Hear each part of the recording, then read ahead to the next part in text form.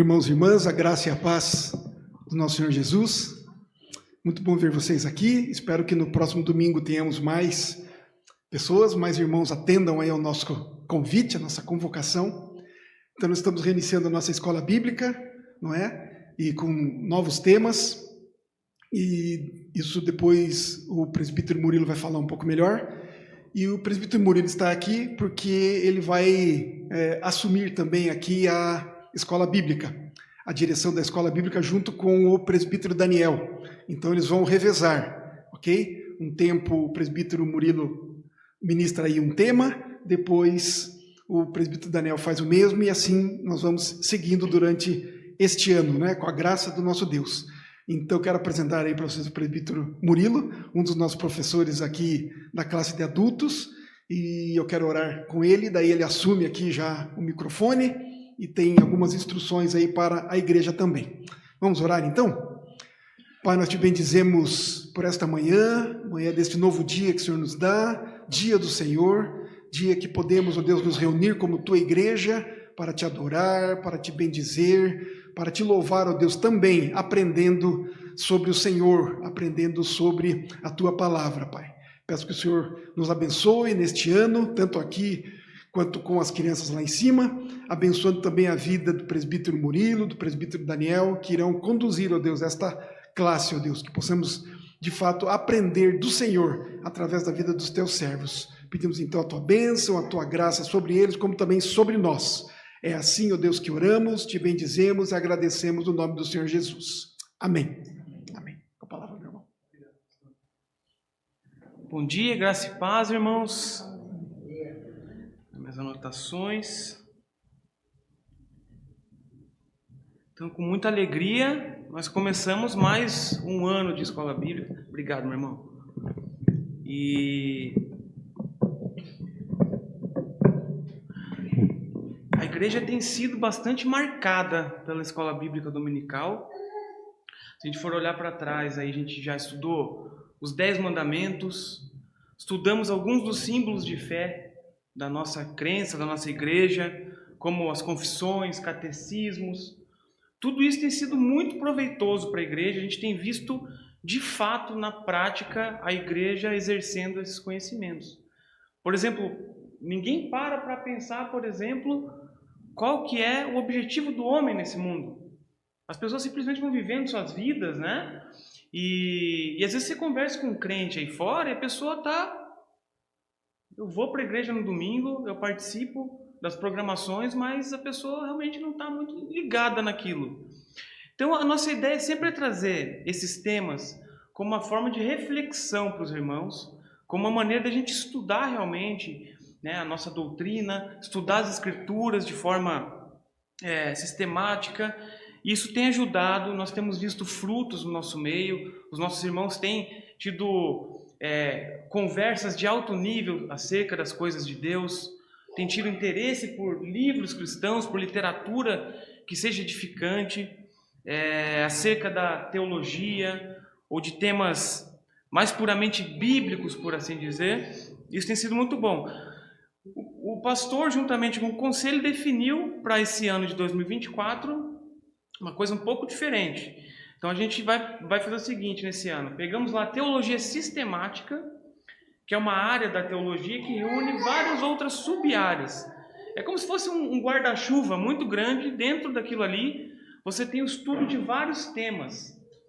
Enfim, desde a doutrina acerca da pessoa de Deus, doutrina acerca do homem, que é o que nós vamos ver aqui, antropologia, doutrina da salvação, como se dá a salvação, de que forma ocorre isso, estudo da pessoa de Cristo, filosofia cristã, escatologia, doutrina dos últimos tempos, uma série de coisas aí que a gente vai poder trazer durante esse ano. Então, eu e o presbítero Daniel separamos os temas, né? Vou começar falando acerca da antropologia e conforme, né, o ano vai passando, a gente vai trocando professor, provavelmente a cada um mês a gente vai revezando, ele traz outro tema. Dali a um mês eu volto com esse tema ou com um novo tema que a gente tiver progredido e para estudo. A teologia sistemática, só para finalizar, né? Ela não é menos bíblica que uma teologia bíblica, por exemplo. Ela faz esse estudo de maneira, como o nome próprio diz, sistemático. Ao invés de a gente pegar talvez uma ordem bíblica ou através dos livros bíblicos dessa maneira, a gente vai por temas, grandes temas centrais da teologia que vão ser importantes para a gente. Sempre com a Bíblia do lado, obviamente. Agora a gente vai fazer uma introdução aqui ao tema da antropologia, mas a partir da próxima aula a gente vai estar com a Bíblia do lado e conversando sobre teologia sistemática ou antropologia mais propriamente, porque é assim que se faz teologia. A gente não faz teologia sem as Escrituras. Teologia só existe por conta das Escrituras. E esse é outro tema interessante que a gente vai pegar durante aí a nossa conversa, né? Que seria uma teologia sem as Escrituras ou sem a Bíblia, né? Então, como o próprio slide aqui nos mostra, né? Antropologia bíblica é um tema. Antropologia é o estudo acerca do homem ou acerca do ser humano. Não é uma área exclusiva dentro da teologia. Não são os teólogos que estão particularmente trazendo este tema, mas nós entendemos, nós que cremos na Bíblia como regra de fé e prática, que esse tema ele é totalmente bíblico. Então, antes de falar de antropologia num aspecto filosófico, sociológico, político, cultural, a gente entende que a Bíblia nos diz o principal e o essencial acerca do tema-chave, que é o que é o homem.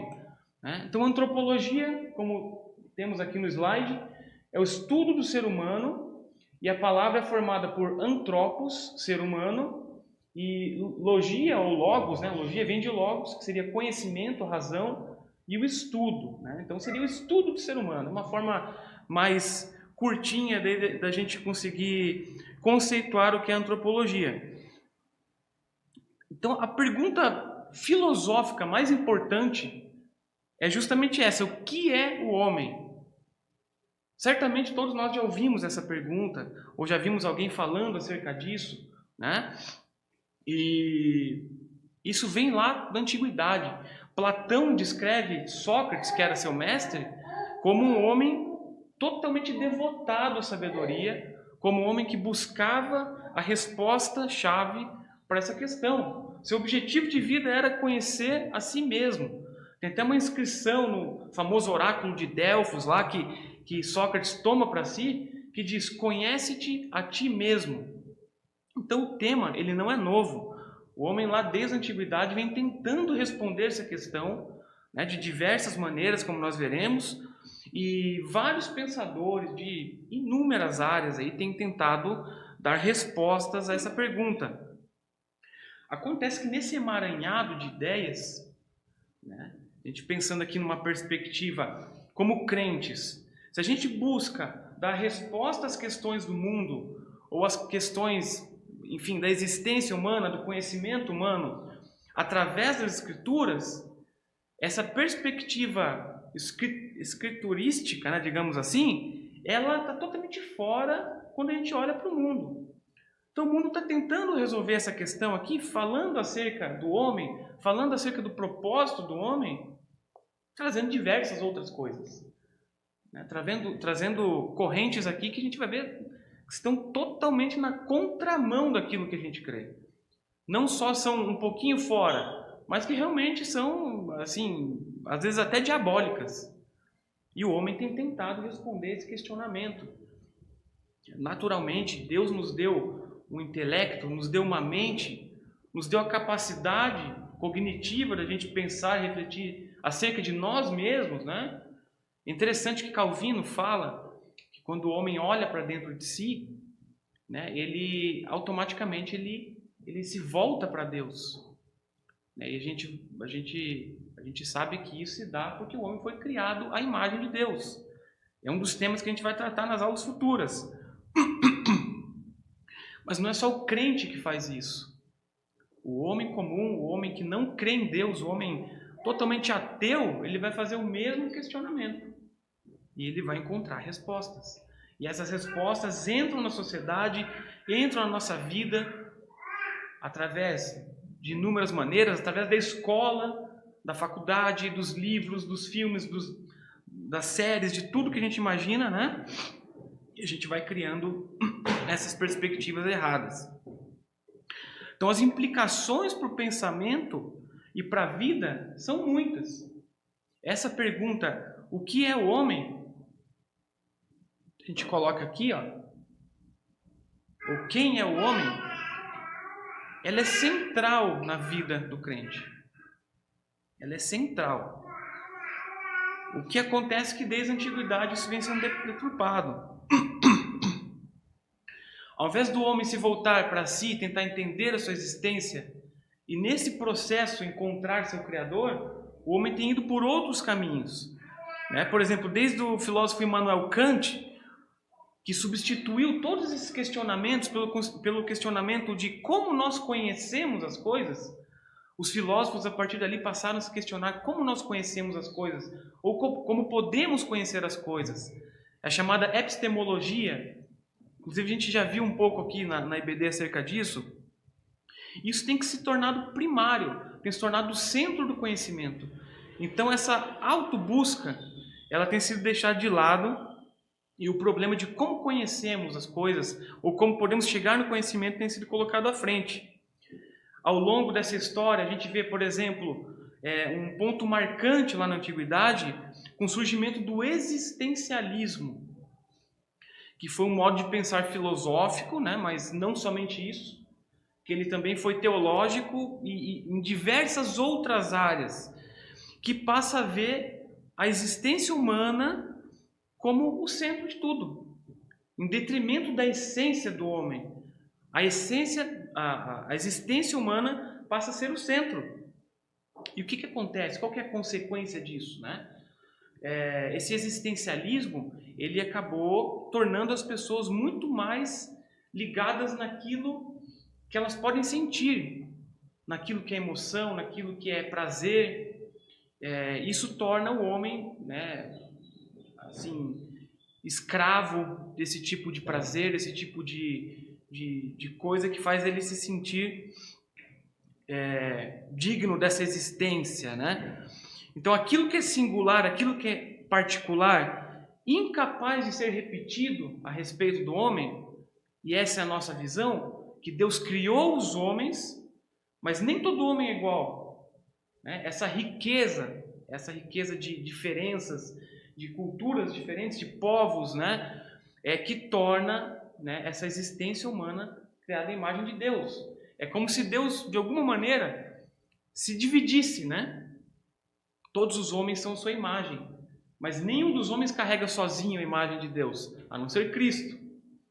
Então, ao invés de focar nesse tipo de perspectiva, que nos leva a Deus, que nos faz crentes num Criador, o homem, na verdade, se voltou para essa questão existencial, puramente existencial, né, aqui nesse mundo. Então, à medida que essa crença em Deus vai se tornando mais rara, a crença no homem vai tomando o seu lugar. Assim, de uma maneira, né, é como se a gente dissesse, o homem foi criado à imagem de Deus, mas agora o homem está criando Deus à sua imagem, porque o homem passa a ser o centro de tudo. De uma visão teocêntrica em que Deus está no centro, a gente vai para uma visão antropocêntrica, ou seja, o homem está no centro de todas as coisas. Se o homem está no centro de todas as coisas, a gente perde paralelo, né, total com vários pontos aí que são inegociáveis na nossa fé cristã. Acerca do pecado, por exemplo. A gente vai ver que tem diversas linhas antropológicas aqui que vão defender que o homem ele não tem pecado. Que o homem simplesmente ele é um refém da condição em que ele está, da situação em que ele se encontra, do meio em que ele vive. E o que a gente crê é justamente o contrário. O homem foi criado à imagem de Deus, mas o homem, de forma deliberada, ele pecou contra o Criador, né? Ele tinha relacionamento com Deus. Deus vinha pessoalmente conversar com o homem. E mesmo diante disso, o homem resolveu pecar. Pecando, ele caiu desse estado de graça e somente Cristo nos regenera. Mesmo assim, todos nós somos pecadores, continuamos sendo pecadores. É um processo, né, de aperfeiçoamento, não somos perfeitos, mas buscamos essa perfeição, porque é o que Cristo nos mostra, sendo o nosso maior exemplo, sendo aquele que nós devemos imitar. Então, assim, de uma maneira muito geral e simplória, esse último comentário meu é mais ou menos a resposta para esse questionamento. Quem é o homem? O homem é essa pessoa, né, que foi criado, que caiu, que teve um novo relacionamento com Deus por meio de Cristo, que foi justificado pelo sacrifício na cruz. Então tudo isso vai bater de frente com o que o mundo vai nos ensinar acerca do homem. E esse existencialismo, ou essa ótica de enxergar a existência humana como o centro de tudo, pode parecer ruim. Mas até isso está em apuros nos dias de hoje, né? Porque pela nossa história, a gente enfrentou 2 grandes guerras mundiais, enfrentamos atrocidades do período do nazismo, também os regimes comunistas fizeram muito mal às pessoas, né? E qual que é o resultado? Tudo isso abala a fé de muitas pessoas, né? De que o homem possui algum tipo de bondade intrínseca, e também acerca dos valores humanos mesmos. As pessoas pararam de acreditar no homem. Eu não sei quantas vezes eu já ouvi isso, o que é um tremendo absurdo, chega a doer para nós que somos crentes, a pessoa falando assim: eu prefiro um cachorrinho do que uma pessoa. Eu prefiro ter um cachorro em casa do que ter um filho. Porque eu não sei se esse filho vai se perder, se vai se tornar um psicopata. Ou então assim, eu prefiro ter meu relacionamento com os animais, levar o cachorrinho para passear, esse tipo de coisa, do que ter uma comunhão com pessoas de verdade. Então, isso tudo é uma afronta a essa doutrina, né, da imagem de Deus, de que somos criados à imagem de Deus, que há uma centelha divina em cada um de nós. Né? Os animais, não estamos falando contra os animais aqui, pelo amor de Deus. Nós como homens, vamos ver isso também em algum momento ali, temos o domínio sobre a criação de uma forma muito especial. Isso foi dado pelo próprio Deus. O homem tem um mandato de realmente cuidar da criação. Ele não pode deixar de lado questões ecológicas, questões dos animais. Ele tem que ter amor por esses seres, né? Mas nunca, jamais, um animal vai poder substituir um homem, um ser humano. Nunca. Nunca. Por mais bonzinho que o cachorrinho ou o gatinho seja. E olha que eu já tive muitos animais, nossa família já teve muitos, e é realmente um prazer, é muito bom, mas as pessoas são diferentes. Estão num nível acima. E acontece que toda essa atrocidade no mundo, toda essa maneira reles de ver a vida humana, de enfrentar essa questão da dignidade humana com questões militares, de doutrinas políticas, ideologias, tornou o homem um pouco mais duro. Né? Então, um pouco mais duro que ele já era. Se o homem já era um pecador por natureza, através dos tempos, os últimos séculos, tem mostrado que o homem pode ser mais duro ainda. Então, vão surgindo coisas piores, né? E aí que entra, por exemplo, o niilismo. Não sei se os irmãos já ouviram falar. O niilismo é uma crença, uma filosofia, uma perspectiva de vida que nega todos os valores humanos. Niilismo vem de nihil, né, do latim, que significa nada. É como se você pregasse o nada. Não existe Deus, não existem valores, não existem nada que prenda o homem de alguma forma tem razão para existir. Toda a realidade atemporal é negada. Junto com isso, se nega a Deus. Né? Então, o que vale é essa existência, que se torna uma existência egoísta e medíocre, porque a pessoa ela não pensa no próximo. Logo, não existe amor entre as pessoas, não existe valor, não existe Deus, não existe nada. A vida se torna um desespero. A vida humana se torna um desespero. E aí nós vemos altas taxas de suicídio né, de pessoas que buscam outras coisas para colocarem no lugar e darem sentido à vida, mas quando essas coisas não suprem esse vazio grande no coração, essas pessoas tiram sua própria vida, ou se tornam psicopatas, ou assassinos, né, enfim, criminosos de todas as formas. Tem uma frase muito famosa de Agostinho que diz mais ou menos assim: criaste-nos para vós e o nosso coração repousa inquieto. Não, nosso coração permanece inquieto enquanto não repousa em vós. Criaste-nos para vós e o nosso coração fica inquieto enquanto não repousa em vós. Ele está falando basicamente isso, que o homem é criado para Deus. O objetivo do homem ter sido criado é para ele glorificar a Deus, para ele ter esse contato com Deus, essa religação, né? Até a palavra religião é isso, religar o homem com Deus. E o homem fica inquieto, a sua realidade fica totalmente deturpada, porque ele está vivendo fora do propósito dele, que é ter essa comunhão, esse relacionamento com Deus. O homem vive inquieto, tem esse vazio existencial dentro de si, enquanto ele não encontra a Deus. Infelizmente, no meio do caminho, né, nessa busca, o homem vai encontrar diversas outras coisas. Ele vai encontrar os prazeres da carne, ele vai encontrar o amor pelas riquezas, ele vai amar e idolatrar a profissão dele, ele tem que se tornar melhor naquilo, né? E isso é o centro da vida. Enfim, várias coisas entram no lugar de Deus porque o homem tem esse coração que busca adorar a Deus. Então as coisas não param por aí, né? A supremacia da tecnologia, como a gente tem visto, que é a tecnologia tomando o lugar do homem. E eu não estou criticando as inteligências artificiais, eu acho que muitas delas nos ajudam a trabalharmos melhores algumas questões.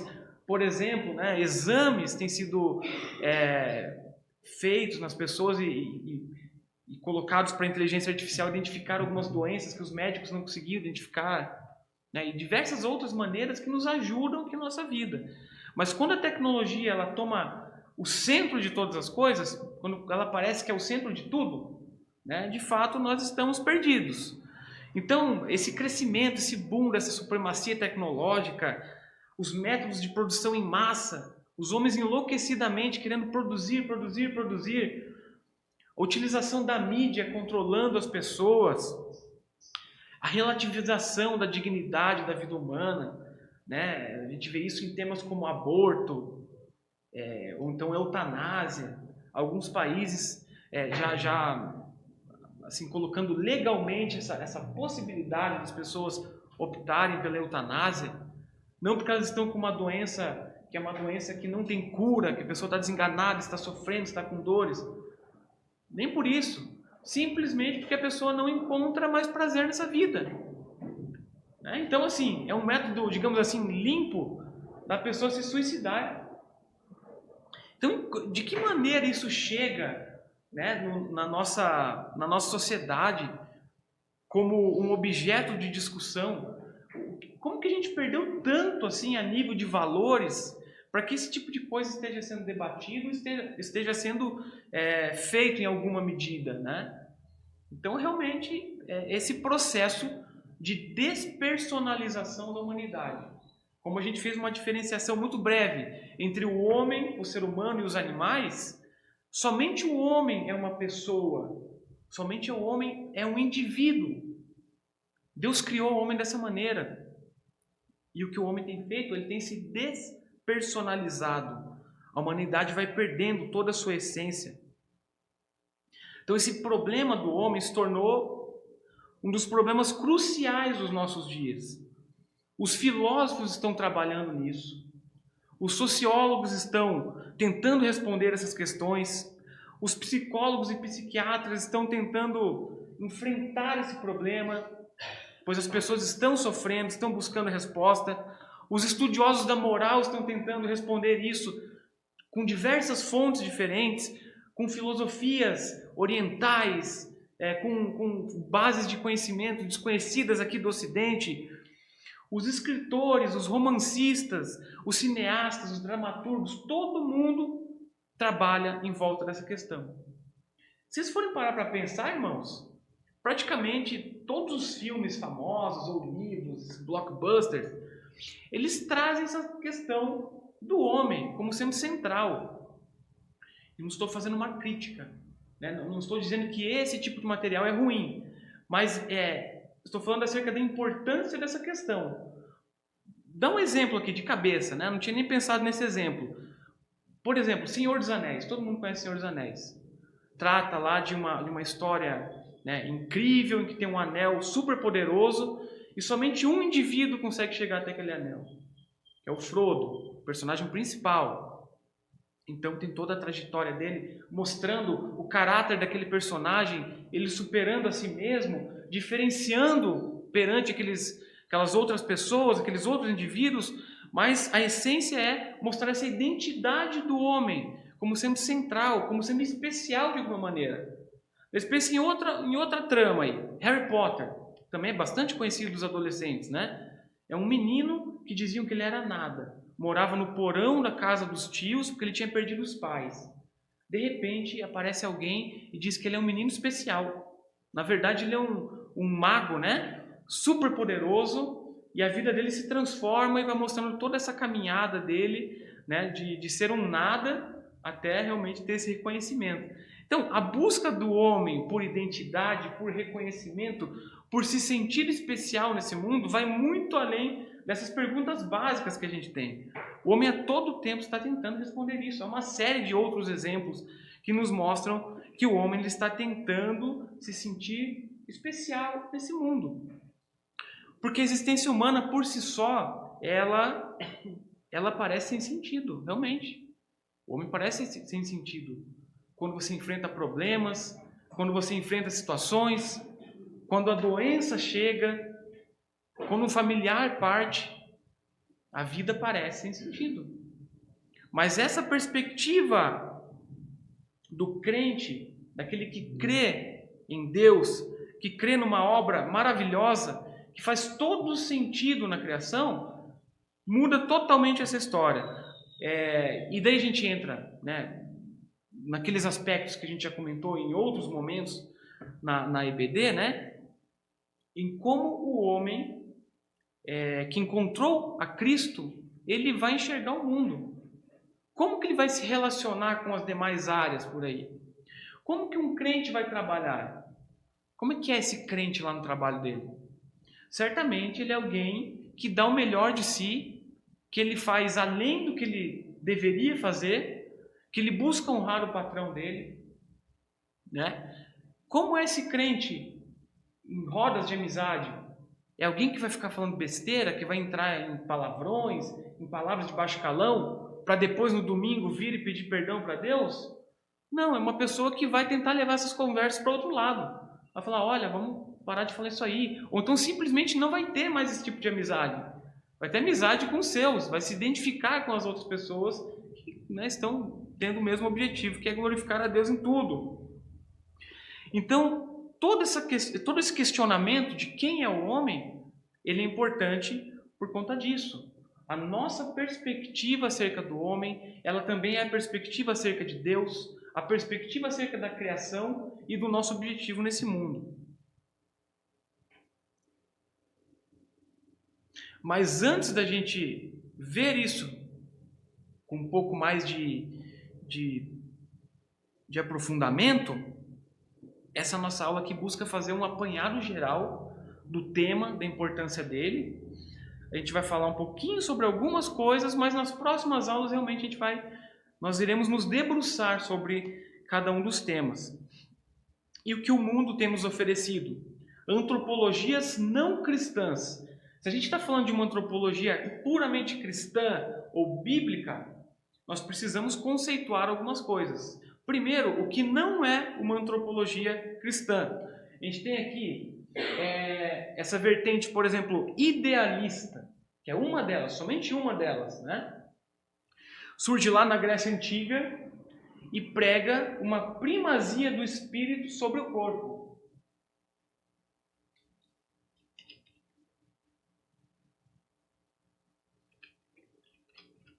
Ou seja, consideram o ser humano fundamentalmente como espírito, sendo o corpo físico estranho a essa real natureza, né? A gente coloca aqui o corpo como um obstáculo. É como se o corpo somente levasse o homem ao pecado, enquanto o seu espírito é algo superior, ele está próximo da divindade, ele de fato é aquilo que vale a pena trabalhar na existência humana, né? Então, os idealistas, né, que vêm lá desde o tempo de Platão, né, da filosofia grega, eles consideram que há um tipo de divindade no homem, uma parte da pessoa de Deus, e que isso se dá somente, né, estritamente no espírito do homem. Então, mais uma vez, o corpo humano participa da matéria, que é de uma ordem ou realidade inferior. É um impedimento para o espírito e é melhor partir dessa vida sem ele. Então, tem toda essa perspectiva, né? Os que sustentam essa ideia, né, por consequência, ensinam a imortalidade da alma, mas negam a ressurreição do corpo. Então, o corpo, da maneira como ele fica lá no caixão ou na tumba, seja onde for, desde a antiguidade, é o destino final dele. O que vai além é o espírito. Mas a outra linha também de antropologia não cristã, que é mais ou menos o inverso disso, que seria uma linha materialista, que diz que a vida mental, espiritual e emocional são subprodutos da estrutura material.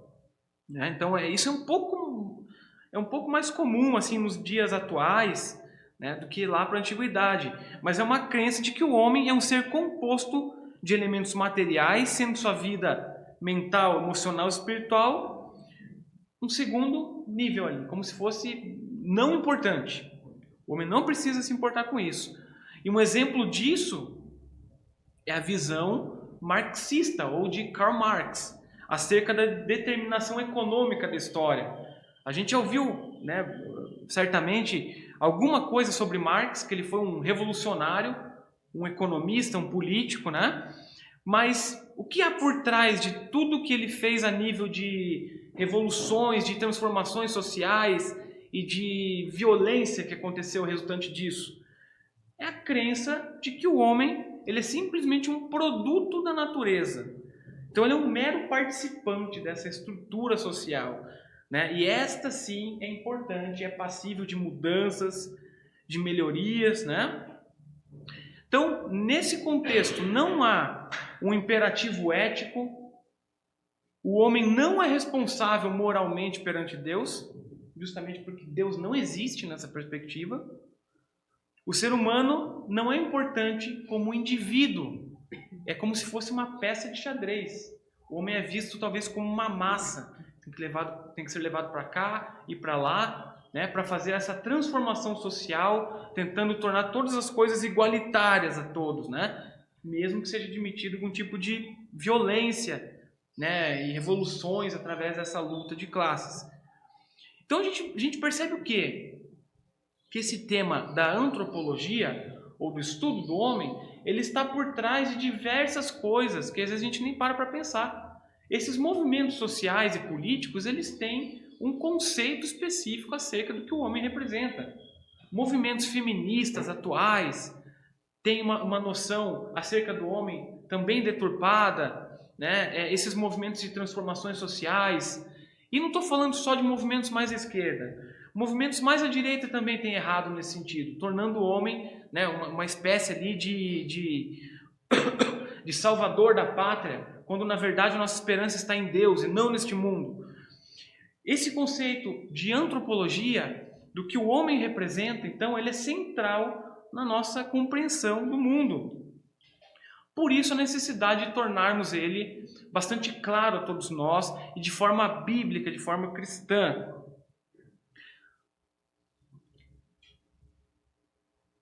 Eu pedi para o pastor passar o slide, mas eu acabei esquecendo de um outro exemplo importante.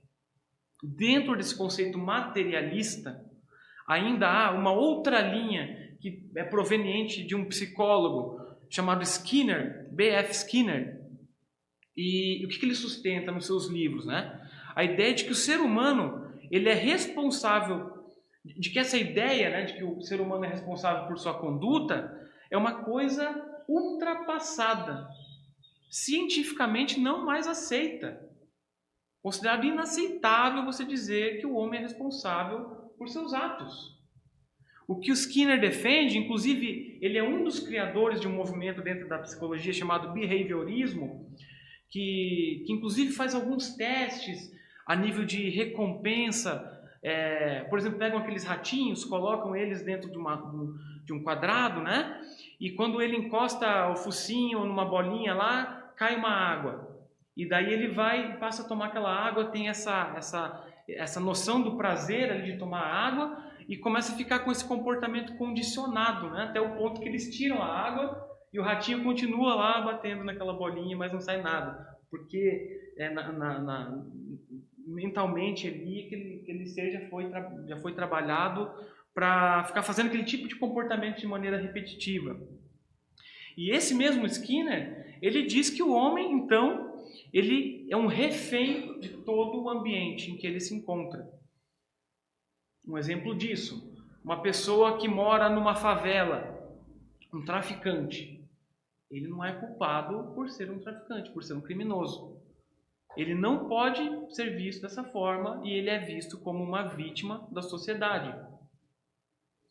A gente não está negando, nem estamos entrando nesses temas, né, polêmicos, a maneira como realmente o ambiente pode moldar o homem de alguma maneira, mas o que o Skinner defende ferrenhamente é essa ideia de que o homem é autônomo. Então, para ele, o homem não tem autonomia, que somente o ambiente é responsável por quem o homem é. Então, o homem, assim, não seria livre para tomar decisões, e essas decisões o homem toma na sua mente. O homem pensa, mas ele é refém do ambiente que ele está inserido, algo totalmente material, corpóreo, não depende da mente para viver. A mente do homem fica em segundo lugar. Agora sim, pastor. Uma forma de avaliar essas antropologias, né, é a gente notar que elas são sempre unilaterais. Ou seja, a gente está falando de um espírito, de uma alma, de um corpo. Em algum momento, numa aula futura, a gente vai falar acerca disso, né? Se o homem tem uma alma, se ele é espírito, se ele é corpo, se ele é alma, ou se ele é as três coisas. Tem várias linhas, é um tema bastante interessante. Mas essas linhas aqui de antropologias, elas são unilaterais, elas enfatizam sempre um aspecto do ser humano em detrimento de outros. Enquanto os idealistas defendem a supremacia do espírito, os materialistas o fazem em relação ao corpo ou à matéria. E daí a gente consegue colocar isso na balança e enxergar a antropologia cristã, que é o que nós vamos começar a falar agora, como um ponto, né, totalmente contrário a essas antropologias. Há uma relação de antítese aqui, de fato. É totalmente contrário, né? Por quê? A gente, né, visto que cada uma das ideias sobre o ser humano que a gente mencionou consideram apenas um aspecto do ser humano como definitivo, né? Aqui a gente vai estar buscando justamente essa noção conjunta, total, da forma como Deus criou o homem. O homem não foi criado somente com o corpo. O homem não foi criado somente com espírito ou com alma. O homem não é somente uma mente que sai andando por aí, ou um corpo sem razão, sem sentido, que vai vivendo em meio à sociedade, se procriando e sem sentido algum na vida. Né? Se a Bíblia nos ensina que o mais importante sobre o homem é que ele está ligado de forma permanente, inexorável a Deus, nós devemos julgar essas antropologias como deficientes. Elas realmente não são antropologias ou formas de enxergar o homem que são cristãs. Então a gente faz essa distinção fundamental entre todas essas antropologias. Né? O que eu falei já estava ali. Né? Mas há um outro perigo. Há um outro perigo aí. Porque a cristandade já buscou trazer uma resposta adequada a isso e também errou. incrivelmente, o homem também errou buscando essa distinção de uma antropologia que é abertamente não cristã. A gente vai ver, por exemplo, e isso é algo cultural muito forte aqui no Brasil, que é um país que teve uma colonização, né, com uma participação muito forte da Igreja Católica, que é a noção acerca daquilo que a gente chama de dicotomia, ou seriam duas realidades distintas, né? Acho que é o próximo, pastor, se pedir. O nome difícil para isso é escolasticismo, que foi um movimento da Igreja Católica lá na Idade Média, que buscava basicamente trazer assim, uma harmonia entre aquilo que dizia a filosofia de Aristóteles, que dentro da linha da filosofia grega, né, a gente tem primeiro Sócrates, depois Platão e depois Aristóteles, né, sendo um professor ou mestre do outro. Aristóteles ele tinha um tipo de interdisciplinariedade absurda. Então ele tratava de matemática, ele tratava de filosofia, ele tratava de corpo humano, ele tratava de temas que eram totalmente diferentes, mas a sua estrutura de conhecimento, esse conhecimento aristotélico, ele foi muito bem visto na antiguidade, justamente por isso, porque ele era superior ao que se tinha até então. O que a Igreja Católica tentou fazer foi aliar a teologia cristã a essa filosofia de Aristóteles, criando um movimento chamado escolasticismo.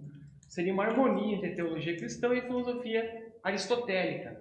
Teve alguns grandes nomes aí, como Anselmo, Abelardo, mas principalmente Tomás de Aquino. Tomás de Aquino produziu muito acerca disso. Toda a sua filosofia ela é calcada nesses temas, né? Em que a lógica de Aristóteles tenta defender os dogmas cristãos. Então, o que acontece? Qual que foi a grande confusão que ocorreu no meio disso, né?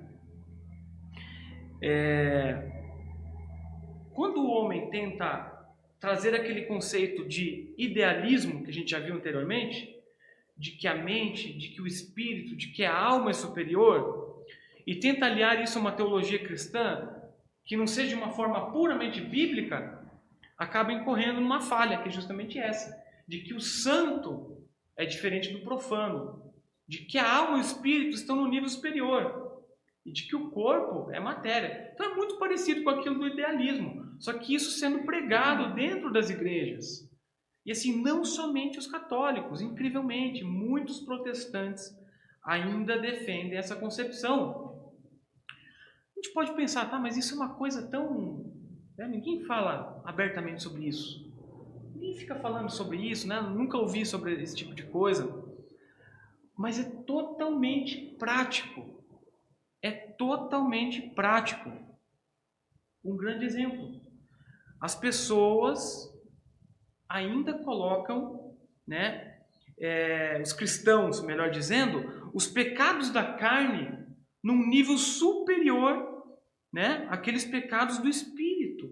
Por exemplo, o adultério, ele é superior ao orgulho, ao egocentrismo, ao racismo, seja lá o que for. Né? Então esses pecados da carne se tornam maiores do que esses pecados do espírito. E não é isso que a gente vê, não é isso. O homem, ele tem essa integralidade, né? Não há esse tipo de gênero de pecado aqui. Não estou entrando no tema pecado, senão a gente ia falar do pecado imperdoável, né? Mas estou falando de maneira geral, né? Quando uma pessoa faz uma fofoca de outra pessoa e de outro lado você tem uma pessoa cometendo um pecado da carne, aquele pecado é muito pior visto do que aquela pessoa que fez uma fofoca, que criou uma confusão, que fez uma pessoa lá no trabalho, no emprego, ser demitida por causa de uma fofoca dela. Não, mas isso foi somente com as palavras, com algo que saiu da mente dela, né? Não é uma coisa da carne. Então, realmente, a nossa ideia aqui, irmãos, né, o nosso objetivo ao longo de todas essas aulas que a gente vai ter aqui adiante é ter uma compreensão cristã, de fato. Não somente uma compreensão cristã, mas uma compreensão bíblica acerca do que é o homem, de todas essas questões. Como o homem foi criado, né? Qual o tipo de separação entre alma, entre espírito, entre corpo, né? Por que isso é importante? Quais as aplicações acerca disso, né? E acho que o último slide, por favor, pastor. Só antes, algo que a gente percebe também, nessa linha que você está colocando aí, muito vivo ainda, enquanto temos influência católica romana, enfim, é a questão do santo, do religioso e do secular, essa separação. Ele foi por isso também. Não é? Então, domingo, a igreja, lugar de culto, esse momento é santo. Mas, na hora que eu saio da porta para fora, é o secular, é o profano, e aí está tudo bem. Aí vale tudo. Aqui de um jeito, lá fora outro. Né? Então, acho que tem muito a ver com isso aí também que a gente vive, né, nos nossos dias. Isso entrou e influencia a igreja cristã. Com certeza, pastor. Até uma das respostas dos reformadores, que assim, muitos consideram até um equívoco, um exagero, né? Foi essa ideia de tornar as igrejas, a nível de arquitetura, um pouco mais simples, né? Por quê? Porque o homem tinha essa concepção de que ele estava entrando na igreja e aquele local era santo. Mas quando ele pisava para fora, como o pastor disse, esse local já era profano ou secular, né? Então ele já poderia ser um outro tipo de pessoa. Então quando a gente diz que Deus fez o homem todo e o homem todo deve glorificar a Deus, é isso. Em todos os momentos, em todos os lugares. Não há essa separação. Então se torna importante a gente estudar essa antropologia justamente por isso. Alguns questionamentos que a gente pode levantar e que a gente vai buscar responder aí ao longo das nossas aulas. Como a nossa concepção da pessoa humana pode nos ajudar a entender Deus de uma forma melhor? Então, não somente o homem, como a gente disse. Né? Voltando lá naquela citação de Calvino, de quando o homem olha para dentro de si mesmo, ele tem por automático voltar-se para Deus, porque Deus é o criador dele, porque é uma centelha divina dentro do homem. Então, como que a nossa concepção do homem ajuda a entender melhor Deus? Que luz a nossa antropologia lança sobre a obra de Cristo? Lembrando de que Cristo era 100% homem, ou melhor, né? 100% homem e 100% Deus. Que relevância essa antropologia tem para a nossa vida diária? Como o pastor disse, né? Essa separação entre aquilo que é santo, aquilo que não é santo, que é secular. Né? Isso não se dá somente aqui no domingo ou nos ambientes em que a gente tem algum irmão, algum crente ao redor. Isso se dá na nossa individualidade. Quando a gente está lá sozinho, né? E o que a gente faz quando a gente está sozinho? Fica pensando besteira, fica fazendo coisas erradas, né? Então, tudo isso é muito prático. Como essa concepção cristã do homem nos ajuda a enfrentar melhor os problemas urgentes do mundo de hoje. A gente falou aqui de uma série de mazelas do passado que tornaram o homem, né, menos que um indivíduo, um ser despersonalizado. O homem deixou de ser uma pessoa, mas isso continua nos dias de hoje. Isso continua, é um tema muito atual. Então a gente tem que primeiro ter um posicionamento acerca disso. Nós, como crentes, a gente tem essa demanda, e o que a gente vai fazer aqui nas próximas aulas é abrir nossa Bíblia, né, e buscar as respostas para tudo isso. Entendeu? Então, realmente é um tema latente, importante para a Igreja de Cristo, e a gente vai buscar resolver algumas questões, ou pelo menos elucidar um pouco mais. Por hoje é só, irmãos. Eu gostaria que os irmãos participassem, comentassem, perguntassem alguma coisa. Acabei me passando um pouco aqui no horário, né? Mas a nossa ideia é sempre tornar participativo, não somente um irmão falando e os outros ouvindo, né? Mas que isso seja também de forma liberal aí pelos irmãos, fiquem à vontade para comentar alguma coisa. O senhor falou dessa dicotomia da profano e santo, né? Que é a igreja católica. Essa prática prática de penitência que eles têm, de cortar carne vermelha. E também uma coisa que eu sempre tive dúvida, que eles têm a prática de se isolarem em mosteiros. Eu não sei se isso é para quem vai ser padre ou se é para qualquer um, não sei como é que funciona. Sei que eles se isolam em mosteiros, que passa essa ideia também de uma forma de santificar a alma, tirando os prazeres do corpo, vamos dizer assim. Eu queria entender mais se é em relação a isso. Exatamente. Como o corpo, a matéria, ele fica em segundo plano, às vezes entra, inclusive nisso, né, de se chicotear lá para pagar a penitência de um pecado que se cometeu. A gente lembra que Lutero fazia isso. A gente vê Lutero quebrando essa barreira, né, daquilo que era santo, daquilo que era profano, entendendo que não fazia sentido algum. Mas tem totalmente ligação, meu irmão, totalmente ligação, né? Somente colocando o corpo, a matéria em segundo lugar, né, a gente consegue entender esse tipo de prática. Para eles, essa devoção, ela tinha que ser no sentido de tirar todos os prazeres, né? Por isso que os padres ficavam isolados, aqueles estudantes, os seminaristas, né? Até hoje tem um pouco disso, né? Enfim, não há casamento, por exemplo. O sexo é visto totalmente como uma coisa pecaminosa, né? Alguns até falavam que o sexo era um mal necessário. Mal necessário porque as pessoas precisam nascer, né? Mas não é visto como uma atividade digna de uma pessoa que crê em Deus, que tem uma vida com Deus. Que é totalmente um conceito equivocado do que a gente vê na palavra de Deus, né? Em todos os sentidos. E a gente vai aos pouquinhos pegando cada um desses temas. Foi só uma pincelada geral que nós demos aqui, mas eu creio que nas próximas aulas vai ficar bastante claro, biblicamente, o que a gente está falando.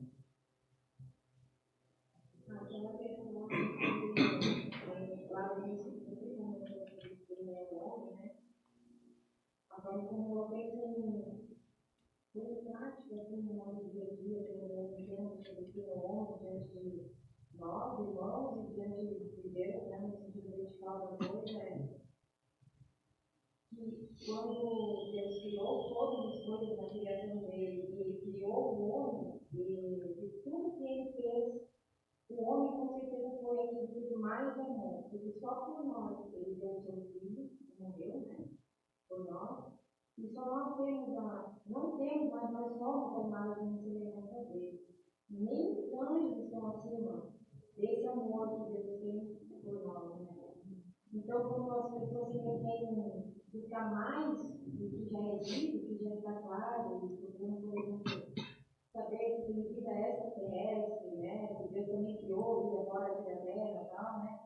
Eu acredito que se ele fez isso de fato, pode ser até mais inteligente, mas não vai ser mais amado do que o homem, né, que é a criação dele.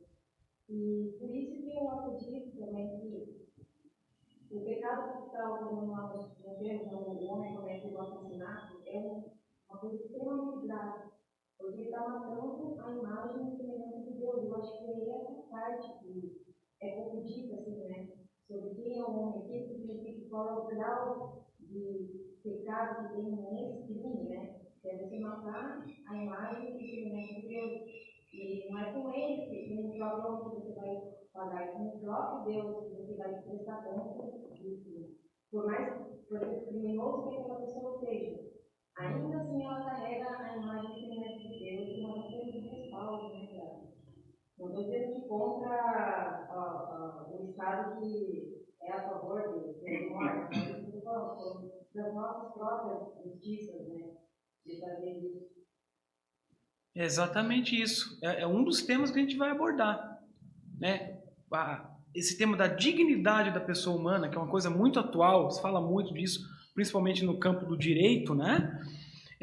Como que a gente enxerga isso sob essa ótica, né, de que o homem foi criado à imagem de Deus? Então, tudo isso aí a gente vai ver na sequência. Vai ficar a dúvida aqui, né, mas são temas polêmicos e no momento certo a gente vai abordar. realmente, tudo isso faz sentido, né? O homem, ele tem essa imagem de Deus, enxergar ele como um animal vai contra o que as Escrituras dizem. Obviamente, o homem tem pecados, mas ele não é um tipo de uma besta fera que anda por aí, sabe? Como se ele não tivesse essa centelha da imagem divina. Então, tudo isso tem que ser pesado, tem que ser questionado, né? E nosso objetivo é trazer isso para os irmãos nas próximas aulas. É isso. Vou fazer uma oração para finalizar, meus irmãos. Ó Pai amado, querido, Deus de graça, Deus de bondade, nós agradecemos a Ti, Pai, pela oportunidade de buscarmos entender mais as Tuas coisas, ó Deus. Tu nos criaste, nos trouxeste a vida, a existência, Deus. Criaste-nos a Tua imagem, Deus. Isso é uma bênção, isso é único. Sabemos que nós, seres humanos, temos essa capacidade de compreendermos que Tu és o Criador, que temos que ter um relacionamento contigo. Devemos buscar isso, pois o nosso coração se sente quando Te busca, Pai. Se sente cheio. E essa Tua graça que invade cada um dos homens, Pai, sabemos que é o objetivo pelo qual Tu criaste cada um de nós, ó Deus. Nos ajude, Pai, nessa jornada, através do estudo acerca do homem, da antropologia, que o Senhor possa edificar a Tua igreja, trazer para a vida dos irmãos de maneira prática, algo que transforme a realidade de cada um aqui, ó Deus. Te pedimos, ó Deus, também que abençoe o culto que teremos na sequência, que o Senhor abençoe também este domingo, o dia do Senhor, o Teu dia, Pai. Assim nós Te pedimos e agradecemos, no nome santo de Jesus. Amém.